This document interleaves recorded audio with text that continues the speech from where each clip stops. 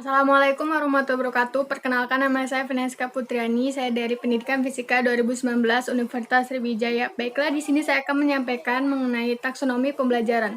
Dalam taksonomi pembelajaran terbagi menjadi 3 ranah. Yang pertama ranah kognitif, yang kedua ranah afektif, dan yang ketiga ranah psikomotorik.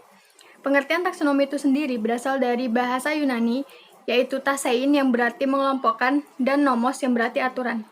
Jadi, taksonomi dapat diartikan sebagai pelompokan suatu hal berdasarkan hierarki atau tingkatan tertentu, di mana taksonomi yang lebih tinggi bersifat lebih umum dan taksonomi yang lebih rendah bersifat lebih spesifik.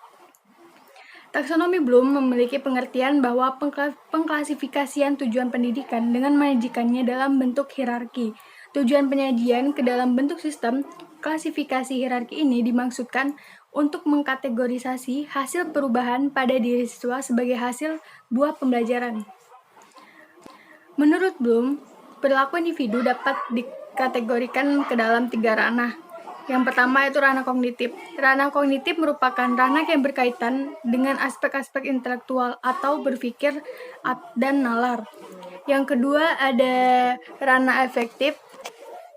Ranah efektif sendiri memiliki pengertian bahwa ranah yang berkaitan dengan aspek-aspek emosional, seperti perasaan, minat, sikap, kepatuhan terhadap moral, dan sebagainya. Yang ketiga ada ranah psikomotorik, yang artinya ranah ini berkaitan dengan aspek-aspek keterampilan yang melibatkan fungsi sistem syaraf dan otot, seperti otot neuron atau fungsi psikis lainnya.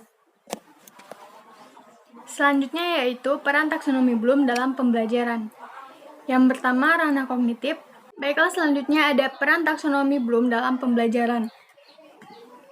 Yang pertama ada ranah kognitif. Ranah kognitif ini mempunyai 6 peran. Yang pertama, peran dalam pengetahuan atau knowledge, yaitu mencangkup ingatan akan hal-hal yang pernah dipelajari dan disimpan dalam ingatan. Yang kedua, peran dalam pemahaman, yaitu dalam mencangkup kemampuan siswa untuk menangkap makna dan arti dari bahan yang telah dipelajari. Yang ketiga yaitu penerapan atau application. Dalam hal ini, mencangkup kemampuan untuk menerapkan suatu kaidah atau metode bekerja pada suatu kasus atau problem yang konkret dan baru. Yang keempat yaitu berperan dalam analisa, di mana hal ini mencakup kemampuan untuk merinci suatu kesatuan ke dalam bagian-bagian, sehingga struktur keseluruhan atau organisasinya dapat dipahami dengan baik. Yang kelima yaitu sintesa atau sintesis, yaitu mencakup kemampuan untuk membentuk suatu kesatuan atau pola baru. Yang keenam yaitu evaluasi. Hal ini mencakup kemampuan untuk membentuk suatu pendapat mengenai sesuatu. Kemudian peran ranah afektif.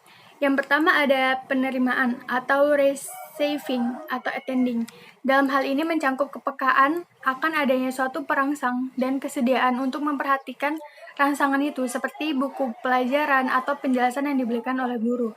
Yang kedua yaitu peran partisipasi berupa kesiapan menanggapi atau eloquence of responding, kemauan menanggapi, dan kepuasan menanggapi. Selanjutnya ada penilaian atau penentuan sikap, di mana hal ini mencangkup kemampuan untuk memberikan penilaian terhadap sesuatu dan membawa diri sesuai dengan penilaian itu. Kemudian ada ranah efektif.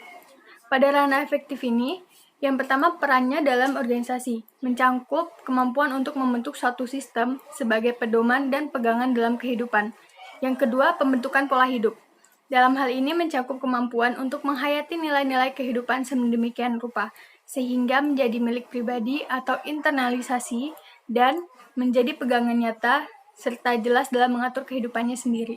Selanjutnya ada peran dari ranah psikomotorik. Yang pertama ada persepsi. Persepsi ini mencangkup kemampuan untuk mengadakan diskriminasi yang tepat antara dua perangsang atau lebih, di mana hal ini berdasarkan perbedaan antara ciri-ciri fisik yang khas pada masing-masing rangsangan. Yang kedua ada kesiapan. Kesiapan ini mencakup kemampuan untuk menempatkan dirinya dalam keadaan akan memulai suatu gerakan atau rangkaian. Yang keempat yang ketiga ada mekanisme respon. Hal ini mencangkup kemampuan untuk melakukan suatu rangkaian gerak-gerik dengan lancar karena sudah dilatih secukupnya, tanpa memperhatikan lagi contoh yang telah diberikan. Yang keempat yaitu gerakan terbimbing.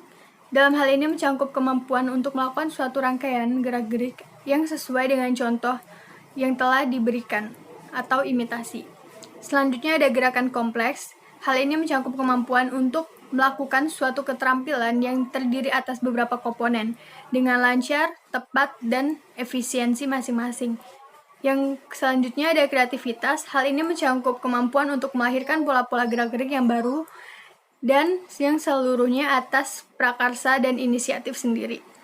Kemudian ada adaptation, di mana hal ini mencakup kemampuan untuk mengadakan perubahan dan menyesuaikan pola gerak-gerik dengan kondisi setempat.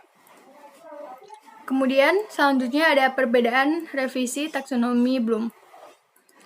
Yang pertama, kita bisa lihat bahwa perbedaannya pada taksonomi Bloom pada tahun 1956 yaitu terdapat evaluasi atau evolution, sintesis, kemudian analisis, aplikasi, pemahaman, dan pengetahuan. Sedangkan pada 2001 terdapat perbedaan atau revisi yaitu menjadi berkreasi, menilai, menganalisis, menerapkan, dan mengingat.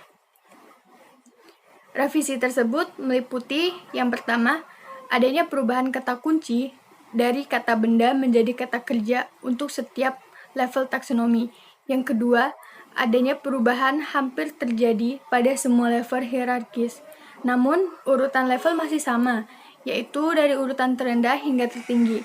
Perubahan ini mendasar terletak pada level 5 dan level 6. Mungkin itu saja presentasi dari saya. Apabila ada salah, saya mohon maaf. Kepada Allah, saya mohon maaf firman-Nya. Saya akhiri. Wassalamualaikum warahmatullahi wabarakatuh.